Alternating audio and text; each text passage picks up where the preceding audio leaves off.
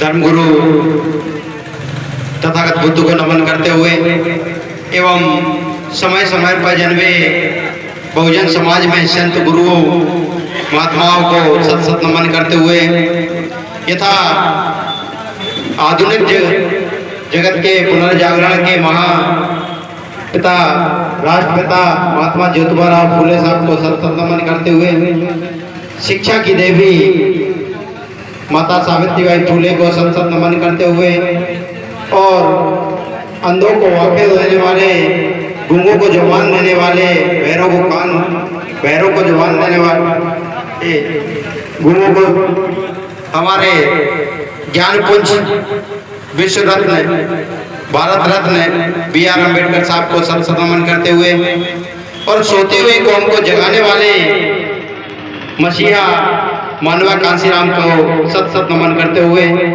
हमारे बीच में उपस्थित हमारे सभी मंचासीन साथी एवं समक्ष में उपस्थित हमारे बुजुर्ग हम उम्र एवं युवा साथियों सभी को जय भीम।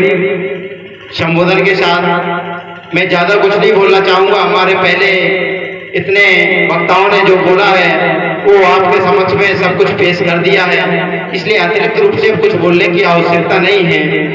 आप सभी को भी जाना है घर पे। मैं मात्र कुछ ही आपके बीच में बात रखूंगा क्योंकि मुझे बोलना है तो पड़ेगा। तो साथियों, जैसा कि अब हमारे वकील साहब ने शुरू से बताया है और हमारे भिन्न भिन्न साथियों ने भी बताया है, मैं भी बताना चाहता हूं। मैं संगठन के बारे में बता दूं कि यह संगठन कोई जातिगत संगठन नहीं है, कोई सांप्रदायिक संगठन नहीं है, ना कोई धार्मिक संगठन है, ना कोई राजनीतिक संगठन है। जैसे कि आपको नाम से भी उद्भूत होता है विश्व मानवता सेवा संघ। इस संगठन का कार्य है मानवता, यूनिटी के लिए कार्य करना। आप लोग बात कह सकते हैं कि सर मानवता की बात करते हैं तो आप सिर्फ दलित पिछड़ों की बात क्यों कर रहे हैं? तो देखिए, सबसे ज्यादा अत्याचार अमानवीयता किसके साथ हो रही है? पिछड़े दलितों के साथ हो रही है। इनके साथ ही अमानवीयता हो रही है और उनको अमानवीयता को बड़े सहजता से वो स्वीकार करते हैं, उसको गुलामी में से स्वीकार कर लेते हैं क्योंकि उसको उन्होंने परंपरा मान लिया है। बहुत कुछ कहेंगे कि हाँ सर धार्मिक बात क्यों हो रही है? तो यह धार्मिक बात नहीं, सामाजिक कुरीतियों की बात हो रही है। सामाजिक कुरीतियों के द्वारा जो हम जकड़े हुए हैं, हमारे लोग जकड़े हुए हैं, धार्मिक रूप से गुलाम बने हुए हैं। जो धार्मिक क्रांति है उसके माध्यम से हमारी आर्थिक नीति विफल हो रही है। ये किसी को समझ नहीं आ रहा है कि ये सामाजिक का धार्मिक का आर्थिक से क्या संबंध है। तो साथियों, आप सभी जानते हैं, हमारे एक साथी ने भी बताया था कि हमारे सभी साथी एक साल में कितने त्योहार मनाते हैं। आप ये त्योहार क्यों मनाते हैं? धर्म के कारण मनाते हैं ना। यदि आपके अंदर धर्म की भावना नहीं भरी होगी, अंधविश्वास कुरीति धर्म आप मानिए, बिल्कुल मानिए, किसी को कोई बोलिए, बगैर आस्था के कोई नहीं रह सकता, ये मैं बात मानता हूँ। इसलिए बाबा साहब ने तथागत बुद्ध का दम दिया था कि बगैर आस्था के व्यक्ति निराशावादी हो जाएगा। बाबा साहब ने धर्म बुद्धिजीवियों के लिए नहीं दिया। एक्चुअली जो हमारे साथी कम पढ़े लिखे हैं, मजबूर हैं या असहाय हैं, बीमार हैं, उनको एक आस्था चाहिए, उनको एक आस्था का केंद्र चाहिए और उस आस्था के केंद्र के कारण वो कहीं ना कहीं जाएगा। इसलिए बाबा साहब को स्वयं आवश्यकता नहीं थी बुद्ध धर्म की, उन्होंने अपने अनुयायियों के लिए इसलिए बुद्ध धर्म के दूध दिया कि भाई आपको आस्था के रूप में आप बुद्ध को भगवान मान लीजिए, बुद्ध को भगवान मान लीजिए, ये है। लेकिन आस्था, लेकिन फिर बुद्ध को भगवान मानने का मतलब ये नहीं है कि जिस तरीके से आप पहले कुरीतियों में जकड़े थे वो आप बुद्ध धर्म को अपना करके कुरीतियों में जकड़ जाए, तो फिर आपके निकलने का भी कोई औचित्य नहीं है। इससे अच्छा तो पहले भी थे। निकलने का आशय है कि जो तथागत बुद्ध ने कहा है कि कोई ईश्वरी शक्ति ये नहीं कहती कि आप धन का अपव्यय करें, धन का बर्बाद करें। यदि आप धन को बर्बाद कर रहे हैं तो कोई वो ईश्वर नहीं है। उस धन को किस में लगाइए? आप अपने बच्चों की एजुकेशन में लगाइए। इसलिए हमारे तथागत बुद्ध से लेकर बाबा साहब तक सभी ने क्या कौन सा सूक्त दिया है? तथागत बुद्ध ने सबसे प्रथम सूक्त क्या दिया है? बुद्धं शरणं गच्छामि। क्या कहा?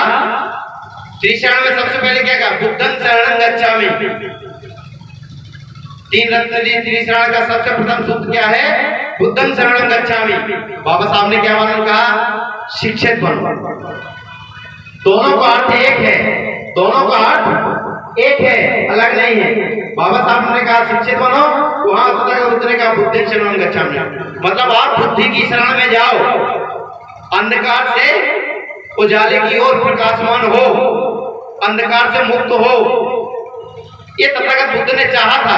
वो तथागत बुद्ध ने यही चाहा था कि आप अंधकार से मुक्त होकर के प्रकाश के उजाले की ओर जाओ। ये बुद्ध की ओर जाने का आशा है।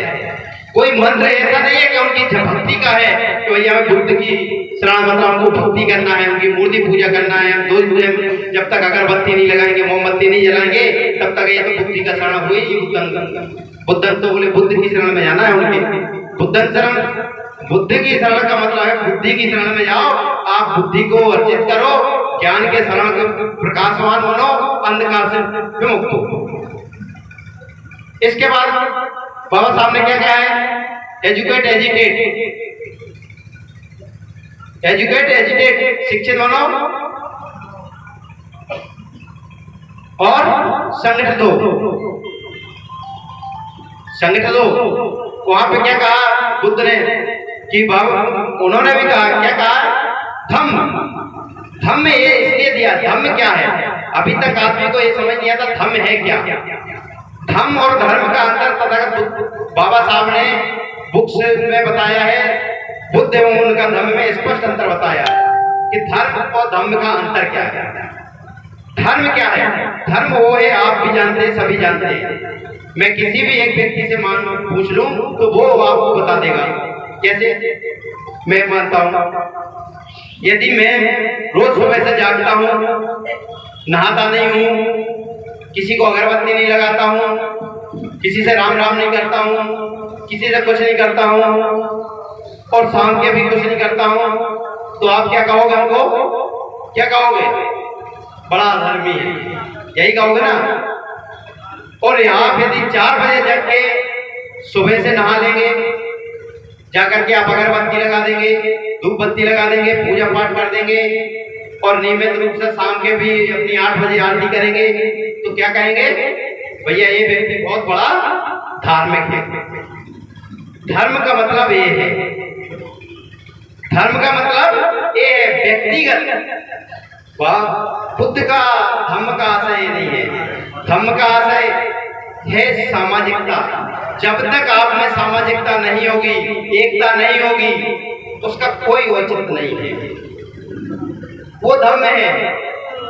आप शिक्षा ग्रहण, कोई एक व्यक्ति है, यदि वो उसका काम एक टीचर है, अब जो सुबह से अधर्मी था, आपके अनुसार अधर्मी था, लेकिन वो क्या करता था कि नहाता नहीं था, भले ही नहाता था, लेकिन रोज सुबह जाता था नियमित और 100 बच्चों को निःशुल्क पढ़ाता था, शिक्षा देता था। 100 बच्चों को निःशुल्क शिक्षा देता था और उसके शिक्षा के द्वारा 10 लोग IAS बन गए या IPS बन गए। तो ये क्या है? वो अधर्मी है कि धर्म का काम है? ये धर्म का काम है। तो धर्म और धर्म का अंदर से कितना है? तो तथागत बुद्ध ने कहा धम्मं शरणं गच्छामि, संघं शरणं गच्छामि। संगठित हो गए, फिर संघर्ष करोगे तभी तो आप संगठित हो। जब तक आप आज देख सकते हैं किसी गांव में आपका पहले संयुक्त परिवार हुआ करता था। संयुक्त परिवार का मतलब है कि एक घर में 10 लोग रह रहे हैं, 10 परिवार रह रहे हैं। 10 परिवार में यदि एक परिवार असहाय है, विकलांग है, या एक परिवार किसी कारण से बीमार है, तो उसका भी पूरा आजीवन का जीवन कौन उठा लेता था? वो संयुक्त परिवार बड़े सहजता से स्वीकार करता था, उठाता था जिंदगी भर। लेकिन आज क्या हो गया? एकल परिवार हो गया है। जब से एकल परिवार हो गया है, ये मैं आपकी भाषा में तथागत बुद्ध को संघ की बात बता रहा हूँ। संघ क्या, संघ का महत्व, तथागत बुद्ध ने संघ क्यों कहा? तो देखिए संघ की क्या भूमिका है कि जब आप 10 लोगों का परिवार था, 1-2 असहाय थे, बेसहारा थे, तो भी आप उसको चला ले गए। लेकिन जब जैसे ही वो 10 परिवार अलग अलग हो जाते हैं और उसमें से एक विकलांग हो जाता है या एक बीमार हो जाता है, तो फिर वो 8 परिवार उसका खर्चा नहीं वहन करते हैं। वो कोई साथी हो तो मुझे बता दे कि हाँ ऐसे 8 परिवार करते हो, कोई नहीं करता है। ज्यादा से ज्यादा एक आध माइक लाएगा और वो कह देगा भैया आप मेरी बस की नहीं, आप साथ के पास जाओ। ये है, इसलिए तथागत बुद्ध ने कहा था संघं शरणं गच्छामि। संघ, आपके 10 चूल्हे की जगह यदि एक चूल्हा जलेगा तो आपकी बचत होगी, आपकी बचत होगी। तो आप संगठित रहिए, और जब संगठित हो गए तो जैसे कि सभी जानते हैं